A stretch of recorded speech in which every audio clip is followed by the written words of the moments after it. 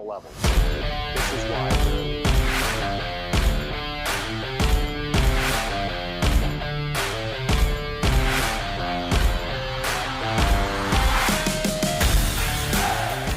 Okay guys, so we're gonna get into secret number 2 today. This is something I learned over my professional career that can help you at any level if you're willing to do what I tell you. So remember guys, if you're not subscribed and you like these videos, please hit the subscribe button, hit the like button on the video because that helps us in the algorithm to get more people to see it. And you know about our QR codes. If you're interested in any of those, scan the QR code. But we're gonna get right into this one, guys. So over my professional career, this is probably the reason I had to learn this after my career, right? I had to learn this at the very end, and it probably was the reason I ended up not playing in the big league. So I get drafted by the Atlanta Braves, get to AA in less than a year, and ultimately my dad got fired. He was the general manager, so I knew, even though I had had a lot of success with the Atlanta Braves in the minor leagues, I'm getting traded. Get traded to Milwaukee. And all of a sudden, essentially the first year a new GM takes over. He's an analytics guy, David Stearns, who's now the president of baseball ops with the Mets. And my dad said, this is either a really good thing or a really bad thing. Like, he's an analytics guy. He's not going to scout you and evaluate you in an old school sense or professional scout sense. He's going to look at the numbers and he's either going to think you're good or bad. And guys, this is what I will tell you about analytics, generally speaking. Analytics, there's any number of ways to make you either look really good or make you look really bad. They can point you to these numbers and make you look really good. They can point to these numbers and make you look really bad. Analytics is not necessarily an objective thing, and we'll get into that in a later video because there's so many ways to pick out a certain set of numbers and pick out a certain set of numbers and say, this guy's really good because of this guy's really bad because of this. But anyway, I'm in AAA. While I was with the Milwaukee Brewers, I was about a 300 hitter in AAA. In 2016, I hit 340 over about 300, almost 400 plate appearances in AAA. So I had a lot of success, but could never get that call to the big leagues. After 2016, my protection year, so I have to get put on the 40-man, or I could get picked up in the Rule 5 draft. I don't get protected. I don't even get invited to big league camp. I hit 340 in AAA and 400 plate appearances with like a 440 on base percentage. I don't even get protected. I don't even get invited to big league camp. Okay, the front office tells me, oh, we have some first rounders that we have to bring to big league camp, so you're going to be over there every day. You just don't have a locker. So I was upset about that, but oh well, I'll be over there. I'll impress them.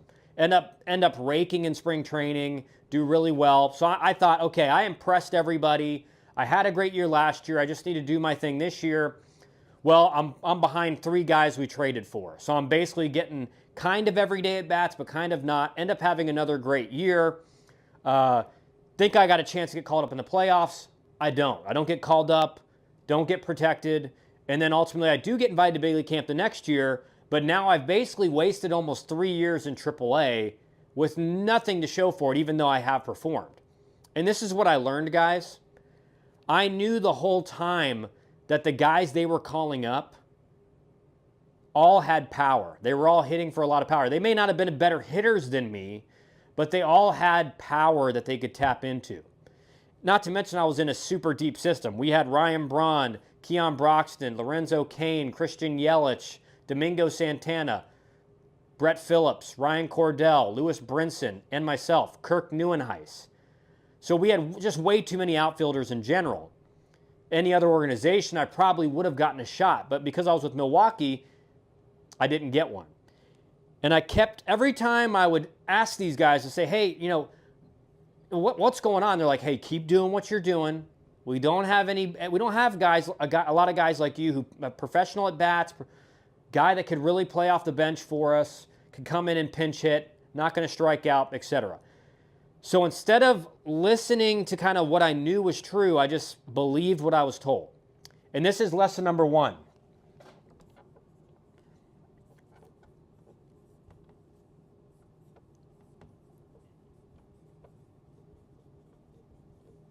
Ask for the truth.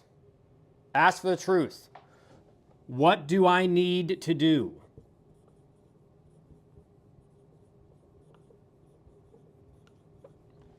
Now, the problem is, what happens is a lot of you guys think you want to hear the truth. Like, oh yeah, I want to know, I want to get better. But you are expecting the truth to be what you want to hear. I had a great conversation with a dad and a son a couple days ago. And exactly what I told them was this: just ask. Ask. The worst thing they can say is, you're not ready. You're not good enough. And if they say that, at least you know where you stand. It's way worse to be stuck in this place where you really don't know what you have to do to get there. You don't know what they actually think about you. And so you're basically just sitting there having to come up with things that could be not even close to the truth. Always ask your coaches for the truth. If you're going into college this coming fall, the first day on campus, walk into your head coach's office, say, hey, coach, how you doing? I want to play for this team. I want to play for you. I want to know what I have to do to get there. All I ask for is the truth. I will work as hard as I can to get into that lineup. I just need to know the things I need to improve at so I can improve and get into the lineup. I promise you, a coach will never look at you the same.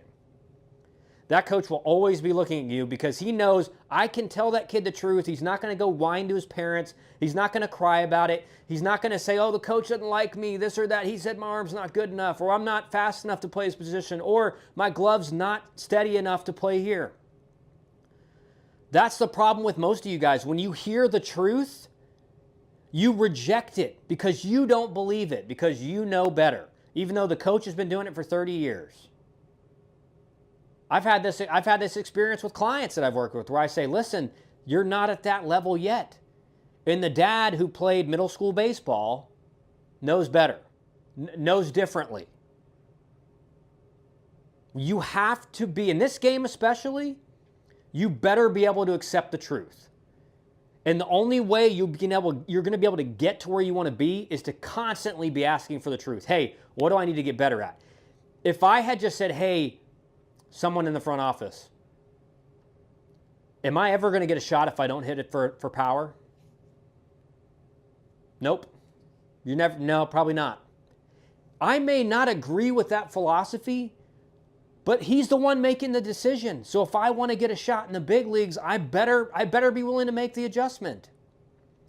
And the thing is, I knew that deep down for 3 years, but I didn't do anything about it until it was too late. I ended up going to indie ball after I signed with the Reds. I had my appendix out, came into camp out of shape, didn't play well, ended up going to indie ball, made a change, hit the most power I'd ever hit in my career, but it was too late. I couldn't find a team to sign with the next year.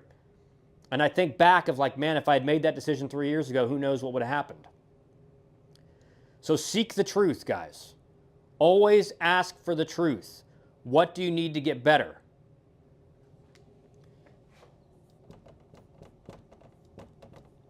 If you don't ask for the truth, you're in limbo. You know why you're in limbo? You're in limbo because you're making decisions about your career and your development that you don't know are going to give you any benefit. Your coaches, guys, are the ones that write the lineup. Your head coach writes the lineup. If he thinks you're not good enough, you're not getting in the lineup. How stupid is it of you to think, oh, well, he's an idiot. He doesn't know what he's talking about. How about you listen to what he says, and when he tells you you need to improve your glove, you come to practice every day and challenge yourself to improve your glove. That's the thing. Most of you guys are this far away. You're this far away, but you're unwilling to accept the truth. You want to be told things that you want to hear. You want to be told the things that you think to be true, but aren't. You're this far away, but instead of accepting the truth and knowing, okay, I got to come in every day and get my arm stronger. Let me get on an arm program or get my glove steadier. I'm going to come there every day and say, hey, Kyle, can you hit me some ground balls? I need to get better with my glove, man. I'm not good enough. Every guy I've ever coached or played with that did that got the results they were looking for. Every one of them. They asked questions. Hey, why am I not in the lineup, Kyle?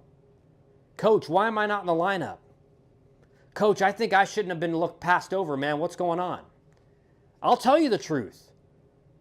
But here's the other issue, guys. The reason coaches are sometimes afraid to tell you the whole truth is of how you'll react.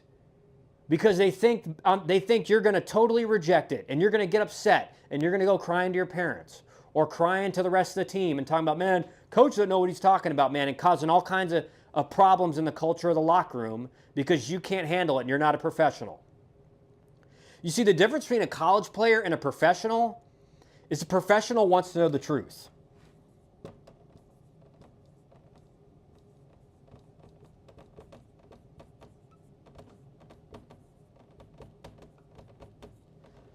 A college player, a normal college player, he thinks he's a pro. He thinks he's got it figured out.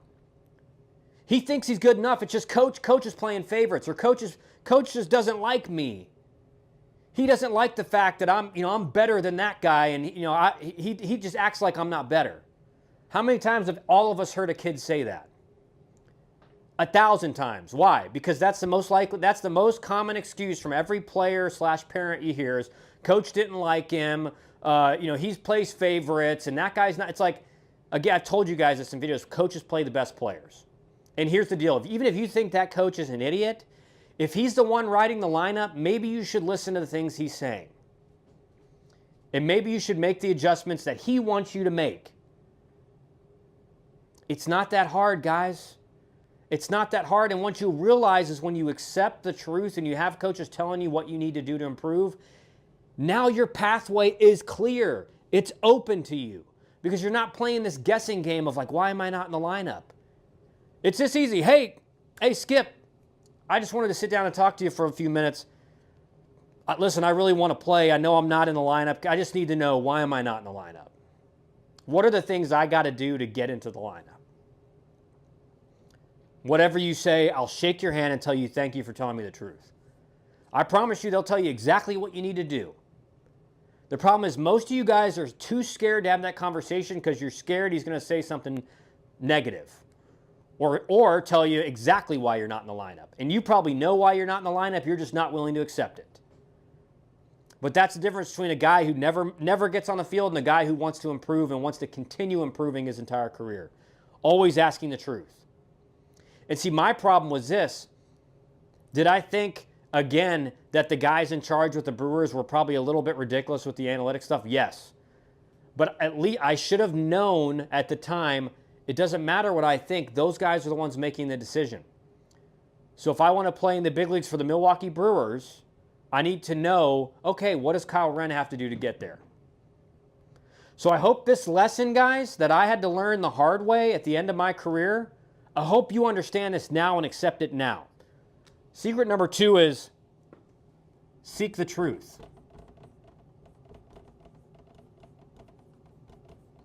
From those in charge. From the guys who are writing the lineup. From the guys that make the team. Seek the truth and you'll know exactly what you need to do to get in the lineup. If not, you'll be in limbo. Won't have any idea what you need to do. And again, you're going to be playing the guessing game. Hope this helps, guys. Let me know what you think in the comments. Again, if you're looking for that arm care, our ARM program, our hourly consulting, or want to work with one of myself or one of our advisors, scan the QR code for the Get Recruited.